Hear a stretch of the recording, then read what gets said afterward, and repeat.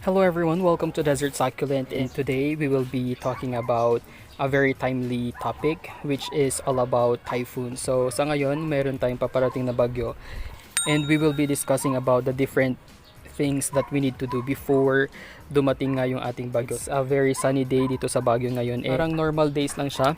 Few days before dumating yung bagyo sa atin, we will start preparing our succulents kasi we have yung tinatawag nating tropical storms which are really powerful. Kaya nga pag nabalitaan natin na may paparating na bagyo, especially if dadaan sa inyong areas, you really have to secure yung inyong mga greenhouses or mga shelves or kung saan man nakalagay yung inyong mga succulents. And yun nga yung pag-uusapan natin ngayon. Right now, nandito tayo ngayon sa aking temporary na rooftop greenhouse. Dito ko usually nilalagay yung aking mga succulents for stressing. Ayan sila. So, before natin to tanggalin lahat, let's try to have just a quick look ng aking mga succulents. So, ayan sila. So far, lahat naman sila okay. But then, I'm not really confident dito sa ating nilagay na temporary na greenhouse for them. Kaya we will try to remove everything and ilalagay natin siya sa more secure na area. Kasi alam naman natin we have experienced typhoon every now and then. Kaya alam na natin dapat yung gagawin natin. Ayan sila. So, pag i-prepare natin yung mga succulents natin, it's always better to do it in advance. So, few days before nga dumating yung mga bagyo, dapat gawin na natin siya. Huwag na natin hintayin na dumating na yung bagyo kasi it's gonna be more difficult para sa atin na ilipat yung ating mga succulents, diba? And it's gonna be risky as well, lalo na pag masyadong malakas yung hangin. First things first, dapat gumagamit tayo ng fast draining soil sa ating mga succulents kasi this will reduce yung chance na ma-soak and mag-sit down sa wet water yung ating mga succulents. So, dapat maganda yung ating drainage and you have to remember na pag stormy weather, usually it will come with yung cloudy skies natin and there will be a chance of overcast weather for a couple of days or kumbaga yung makulimlim or gloomy days. Pag nangyari yun and you have fertilizing schedule, we should postpone yung pag-fertilize ng ating mga succulents kasi if we will do that and gloomy yung weather and there's no sun at all, magkakaroon tayo ng ethylation ng ating mga succulents. Number 2, for hanging plants natin, we will be expecting na magkakaroon tayo ng high wind speeds and yung paparating na super typhoon would be around 200 kilometers an hour.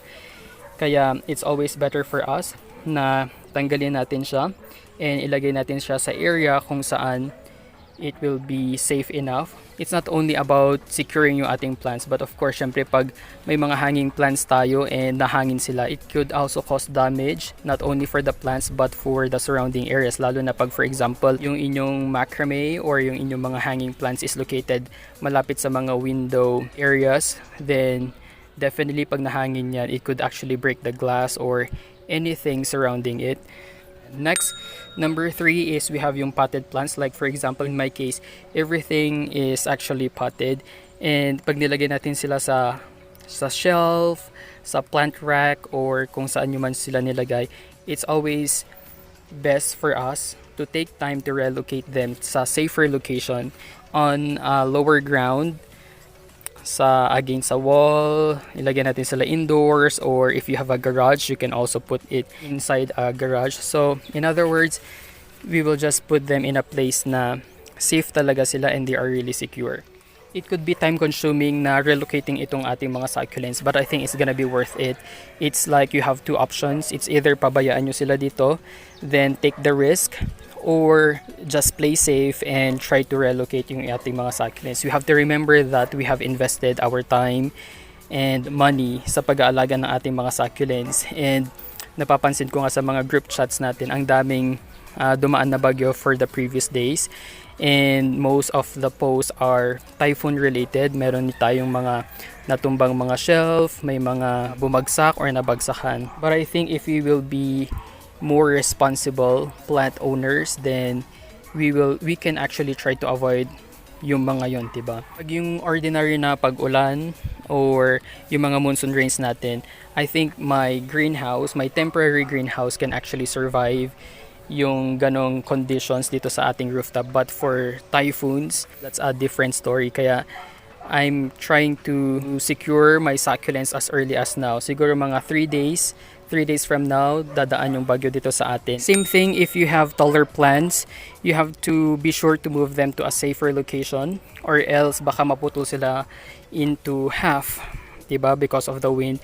But if they are, for example, in the ground or they are too heavy na ilipat, then we can always cover them with an empty trash can or anything that could actually secure them.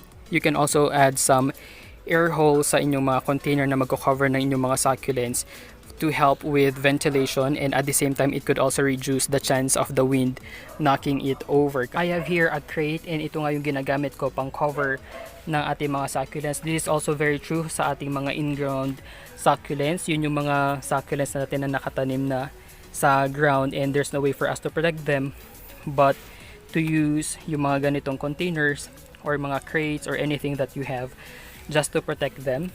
So ganito lang siya. Ayan siya. Then pwede tayong maglagay dito ng anything na mabigat on top just to secure yung ating container. Or if you are someone na concerned about flooding, especially na dito sa Pilipinas and sa lowland areas, very common ang pagbaha, then you can always put your succulents sa higher areas. And right now, yung nakikita ninyo are my succulents na nasa outdoors, rain or shine, nandito sila. But then, since may paparating na bagyo, we will be moving them indoors for the meantime. And actually, ganito yung ginagawa ko.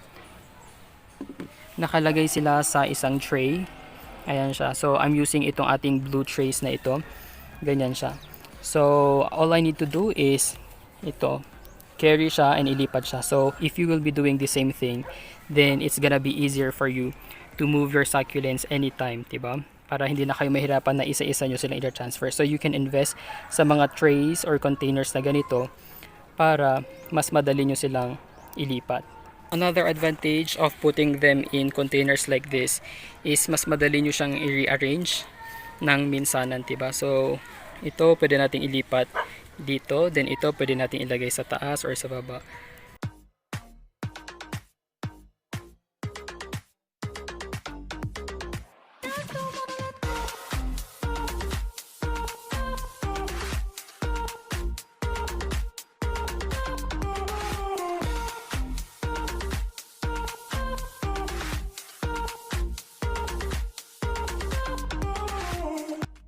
If you are following my vlogs, you would notice na itong area na to, this is my stressing station. Dito ko ini-stress and in-expose sa sun yung aking mga succulents. Mapapansin niyo na every time pa iba-iba yung arrangement niya kasi nga every time na may bagyo, I usually try to remove them from this area to make them safe. Ngayon nga i-prepare ko na sila for the incoming typhoon. I have here yung crates. Yan, madami akong crates dito kasi dito ko sila nilalagay. And what's nice about using yung mga crates na ganito is number one, it's very durable, matibay siya, and at the same time pwede nyo silang pagpatong-patungin. So you can actually save a lot of space indoors pag gagamit kayo ng ganito, diba? And it's not gonna be very messy. Kumbaga minsan ang lagay na lang dito, then minsan ang hakot. So yung ipapakita ko sa inyo. Ayan siya. So all you need to do is just ilagay nyo lang yung inyong mga succulents dito sa area na to. Ayan. So kumbaga ito lang yung pinaka time consuming kasi itong aking mga succulents na nandito ay hindi siya nakalagay sa mga trays unlike dun sa una kong pinakita sa inyo. Ganito lang ang gagawin natin. Ilagay lang natin sila ganyan. Madami siyang spaces in between para naman hindi siya masira, especially yung mga farina nila. I'm trying to secure yung kanilang mga farina not to para hindi sila ma-damage. Ganyan. Ito si Porposarum. Ayan siya. Syempre we have yung elegance. Maganda rin itong elegance. Pag natapos nyo na itong gawin, it's not necessary na ipasok na sila indoors kasi nga if for example may 3 days pa, baka mag-ethiolate yung ating mga succulents. So ang gagawin natin is we will just leave them here sa rooftop so that they can still enjoy yung sun habang wala pa yung bagyo. But siguro mga 1 day before or pag kumulimlim na, doon natin sila ipapasok sa loob ng bahay or indoors kung saan nyo man sila gustong ilagay. But the most important thing is naka-ready na sila. We were able to prepare yung ating mga succulents. So ito, sobrang bilis na lang tong buhatin. Ayan, isang buhat lang. Then you're done. And the next thing that you're gonna do is, syempre, pagpapatong-patongin lang natin sila sa loob. And that's it. Diba? Ganun lang kabilis na i-prepare yung ating mga succulents pag may bagyo. So this is also very true sa mga areas na flood prone, yung mga binabaha. Diba? Ayan. So, ganun lang siya. Hindi naman every time na may bagyo is ginagawa ko ito. So I always check yung ating weather reports. So pag hindi naman dadaan dito and malayo siya sa area natin, then there's no point of doing this. And the only time I will do this is pag talagang diretsong dadaan yung bagyo dito. So this is the perfect time na dapat ko tong gawin, or else I would regret doing this, kasi alam naman natin kung gaano kalakas yung mga hangin, yung mga bagyo, diba?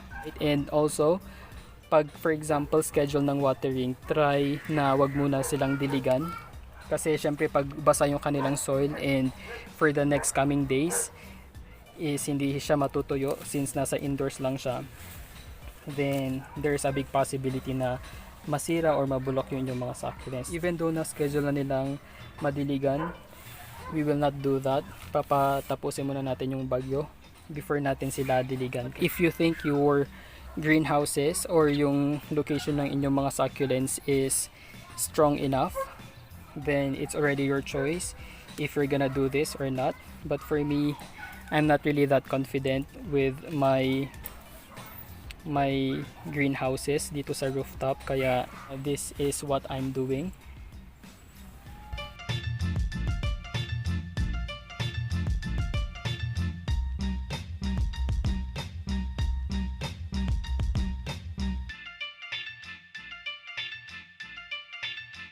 So medyo makulimlim na, and still we are just in time para ilipat yung ating mga succulents indoors. For the typhoon, may rainbow na nagpakita.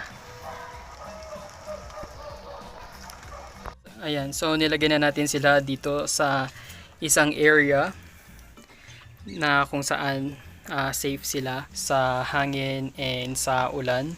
So I also tried to move in yung iba nating mga succulents indoors. Ayan siya. So ito yung arrangement na ginawa natin before. Ayan. Thank you guys for watching. Don't forget to like and subscribe to our YouTube channel. And you may also visit our Facebook page at Desert Succulent page. And most importantly, keep safe everyone.